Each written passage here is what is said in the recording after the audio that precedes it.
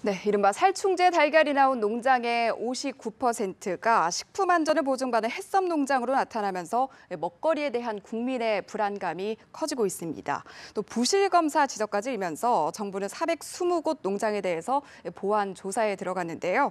이 시간 정상희 호서대 임상병리학과 교수와 함께 관련 내용을 조목조목 짚어보도록 하겠습니다. 어서 오십시오. 안녕하세요. 네, 먼저 교수님 오늘 나온 중요한 얘기가 있어서 먼저 여쭤보고 싶은데 정부 발표에서 계란 고유 번호죠. 난각 코드만 알면 살충제의 계란이 어떤 것인지 구분할 수 있다. 이런 발표가 나온 바 있는데 번호가 아예 안 적힌 계란까지 나와서 지금 논란이 또다시 커지고 있습니다. 이 같은 상황은 어떻게 보고 계신지 궁금한데요.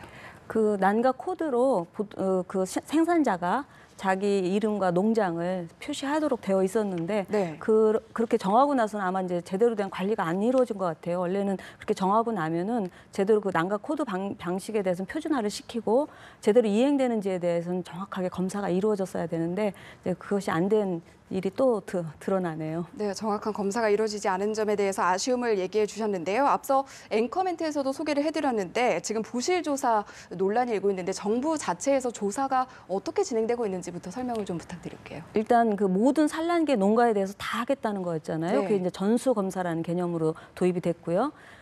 그리고 그 중에서 이제 친환경 농장에 대해서는 국립품질관리원 거기서 다 검사를 한 거고 나머지 일반 농가에 대해서 지자체에서 검사를 했잖아요. 그래서 지금 이제 3일 만에 지금 27개 항목에 대해서 검사를 했잖아요. 네. 원래는 지금 유럽에서 계란에 피프로닌이 문제가 되면서 이 검사가 이루어졌는데 다행히 정부가 지금 문제가 된 피프로닌이라든가 아니면 많이 쓸 것으로 의심되는 비펜스리만 한 것이 아니라 네. 모든 가능한 농가에서 쓸 수 있는 개연성 있는 모든 그 농약을 다 포함시켜서 27개를 포함시켜서 검사를 했죠. 그래서 그런 부분에 있어서는 굉장히 이제 적극적으로 했는데 3일 만에 그 1,230개 9개 농가에 대해서 27개 항목을 다 성분 검사하다 보니 예. 여러 가지 미스가 있었던 것 같습니다. 네, 저희가 그동안 듣기 힘들었던 그런 성분에 대한 용어들을 많이 접하게 되는데 특히 많이 들리는 게 살충제 성분으로 피프로닐, 비펜트린 앞서서도 얘기를 해주셨는데요. 먼저 이 피프로닐 독성이 얼마나 되고 또 몸에 흡수됐을 때 어떤 반응을 일으키는지 등도 궁금한데요. 피프로닐이 기본적으로 살충제고요. 예. 그 피프로닐은 일단 그 닭한테는 사용하지 못하도 사용이 허가가 되어 있지 않은 예. 농약이죠. 그리고 갑작스럽게 이제 많은 양에 노출됐을 경우에는 신경 증상, 메스꺼움이라든가 어지럼증 호소할 수 있고요. 대신에 식품을 통해서 장기간 소량으로 노출됐을 경우에는 간이나 갑상선에 이상이 있고 그다음 신경계에서도 좀 이상이 나타날 수 있는데 그런 예는 많이 없죠. 지금 실제적으로. 그리고 지금 현재 중독증 사례를 봤을 때도 예. 먹어서 갑작스럽게 그 식품을 통해서 먹어서 나타난 피프로닐 중독증은 보고된 바가 없고요. 네. 대신에 이제 피프로닐이 살충제로 쓰이다 보니까 가정에서 살포를 하고 어지럼증 같은 호소한 그런 예는 있습니다. 네, 그렇다면 비펜트린의 독성이나 인체에 영향은 어떤지도 궁금한데요. 비펜스린은 피프로닐보다는 상대적으로 독성이 이제 약한 계열인데 기본적으로 급성 독성은 이제 중간 독성으로 표현이 되어 있고 예. 피프로닐은 체내에서 배설되는데 한 8일 정도가 걸린다고 하면 비펜스린은 이틀이면 배설이 되는 이제 그런 물질인데 실제적으로 이 물질도 장기간 낮은 양으로 오랫동안 이제 노출이 되면 신경계에 손상을 받을 수 있는 그런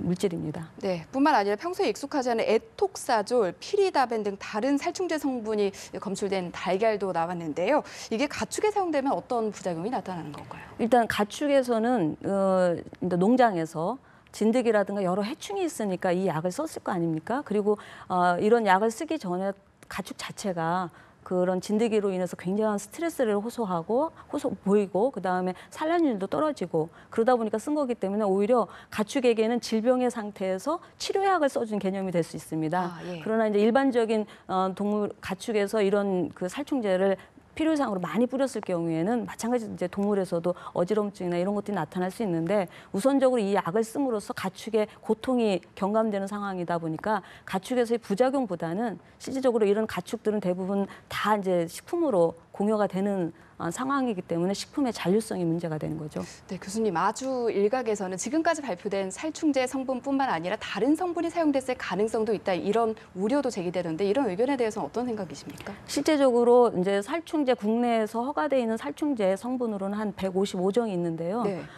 산란계 농가에서 쓸 거로 의심되는 그 살충제는 한 8종 정도가 있었습니다. 예. 저도 이제 한 8종 정도에 대해서는 좀 의심을 하고 있었는데 마침 정부에서는 이 모든 것들을 다 커버하기 위해서 27종이라는 나름대로 개연성이 있는 농약들은 다 포함을 시켰거든요. 예. 그래서 그 27종에는 그렇다 해서 농가들이 엄청나게 농약에 대해서 잘 알아서 다른 것들을 하기보다는 이제 보통도 입소문에 의해서 쓴 상황이기 때문에 산란계 농가에서 쓸 것으로 의심되는 살충제는 다 포함됐다 이렇게 볼 수 있죠. 27종에는. 네.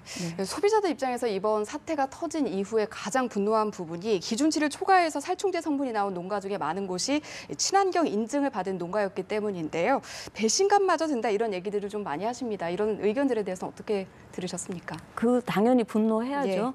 예. 친환경 농가는 본인들이 친환경 농가로 인정을 받으면서 좀 더 계란값을 높게 받을 수 있는 그런 어떤 시스템이잖아요. 그리고 친환경 농장을 운영함으로써 생기는 그 경비에 대해서도 나름대로 어느 정도 보상이 있었는데 네. 그런 부분에서 정확하게 이제 실천을 못한 거잖아요. 그리고 친환경 농가의 경우에는 본인들이 사용하는 만약 약재가 있다라고 한다면 다 기록을 하게 되어 있습니다. 예. 그런 것들이 제대로 기록도 안 되고 신고되지 않고 누락된 상태에서 시장에 식품이 나갔다. 이건 있을 수 없는 일이죠. 네, 배신감과 더불어서 소비자들 입장에서는 지금 여러 가지 궁금증도 증폭하고 있는데 가장 궁금해하시는 부분은 아마 이 부분일 겁니다. 살충제 달걀 지금 뭐 괜찮다고 하는 부분까지 섭취를 해도 되는지 이 부분이 될 텐데 어떻게 답변을 내놓으시겠습니까? 일단 그 살충제 모든 농약 성분이든 아니면 가축에 사용되는 동물용 의약품이든 전 세계적으로 그 평가하는 방법들이 있습니다. 네. 그래서 사람에서 안전하게 먹을 수 있는 양으로 평생 동안 이 정도 매일 노출돼도 안전하게 먹을 수 있는 양이겠다라고 하는 것이 일일 섭취 허용량이 있고요. 네. 갑작스럽게 또 오염된 아니면 잔류된 식품을 먹어서 인체에 위해를 나타날 수 있는 양의 기준도 물론 정하고 있습니다. 네. 그 양이 급성 섭취 허용량이라고 있습니다. 네. 그래서 급성 섭취 허용량, 일일 섭취 허용량과 지금 현재 잔류되는 그 검출된 양하고 비교를 해서 인체 유해성을 평가를 하고 있는데 지금 이제 언론에 보도된 검출량의 수준들이 있잖아요. 그래서 네. 비펜스린은 잔류 허용 기준에 한 20배까지 나왔다. 그다음 피프로닌의 경우에도 잔류 허용 기준이 0.1 ppm, 0.01 ppm인데, 0.02 ppm인데 0.0567까지 나오고 여러 가지 이제 보도는 되어 있지만 실제 그 양들을 우리가 그 국제기구에서나 유해성 평가 전문기구에서 정하는 급성 섭취 허용량하고 비교를 하면 지금 이제 우리가 보통 어린아이를 걱정을 하잖아요. 예. 그래서 어린아이 10kg로 했을 때에도 급성 노출 허용량 내지는 섭취 허용량하고 비교하면 피프로닐 같은 비펜스린의 경우에는 한 8개까지 한꺼번에 그 정도 함유된 계란을 먹어도 괜찮겠다. 아니면 피프로닐의 경우에는 좀 더 먹어도 한 열 몇 개 먹어도 괜찮겠다 이런 평가가 나옵니다. 물론 평가하는 방식에 있어서는 다소 차이가 있지만 네. 급성 노출 허용량 평가할 때는 좀 극단의 섭취 허용량과 섭취량하고 비교를 하거든요. 그래서 예. 극단의 섭취량하고 비교를 해도 지금 검출된 수준은 안전할 수 있다라고 볼 수 있습니다. 네, 국민들이 워낙에 불안해하기 때문에 또 추가 질문을 하나 더 드리면 가공식품 중에 뭐 달걀이 사용되는 분야가 워낙 광범위하잖아요. 뭐 빵도 그렇고 마요네즈에도 계란이 사용되는 걸로 알고 있는데 가공식품, 계란 성분이 들어간 그런 가공식품 섭취해도 괜찮은 것인가 이런 의문점도 제기되고 있거든요. 일단 피프로닐과 비펜스린은 보면은 열처리에 의해서 감소되거나 제거되는 그런 물질은 아니에요. 예. 그러니까 계란에 있으면 가공식품에도 그대로 갈 수가 있겠죠. 그러나 지금 이제 검출률을 봐야 돼요. 지금 보면 비율로 96%는 안전하고 4%가 검출됐다 이런 개념이잖아요. 토탈 100으로 봤을 때. 그러면 가공식품에서는 4가 96하고 섞일 수 있다 이런 개념이에요. 네. 그렇게 되면 이제 이거는 안전한 계란과 희석이 되잖아요. 그래서 실제적으로 계란이 가지고 있는 피프로닌이나 비펜스린이 없어지는 건 아니지만 안전한 계란과 섞임으로써 희석이 되면서 상대적으로 가공식품의 위해성은 이제 낮아진다 이렇게 평가할 수 있는 거죠. 네, 일단 이런 불안들을 표출하는 소비자들의 불안감을 달래줄 대책 그리고 밀집 사육이라는 그런 농가의 현실적인 부분을 고려했을 때 앞으로 어떤 대책들이 좀 어떤 방향으로 흘러가야 된다고 보십니까? 이제 이번에 그 계란에서 문제가 되면서 밀집 사육에 대해서 엄청난 지적이 있잖아요. 네. 그런데 밀집 사육은 굉장히 효율적인 식품 생산 방식이잖아요.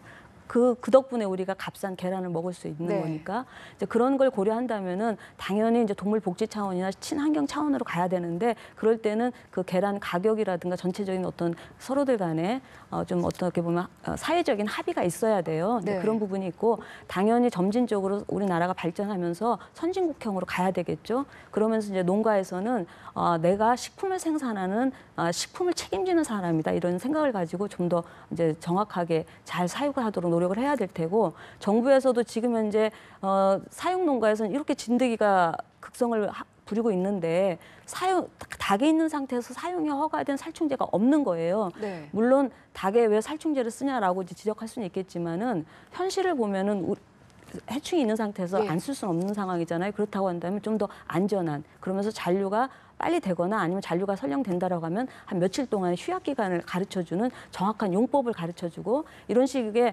좀 제대로 이 관리가 될 수 있도록 현실을 보면서 이제 그런 방법들을 계속적으로 제시를 해야 된다고 생각합니다. 네, 모쪼록 농가의 현실적인 부분을 고려한 국민들이 안심할 수 있는 대책이 좀 현실적인 대책 나오길 바라겠습니다. 네. 오늘 말씀 여기서 정리하겠습니다. 고맙습니다. 네, 감사합니다.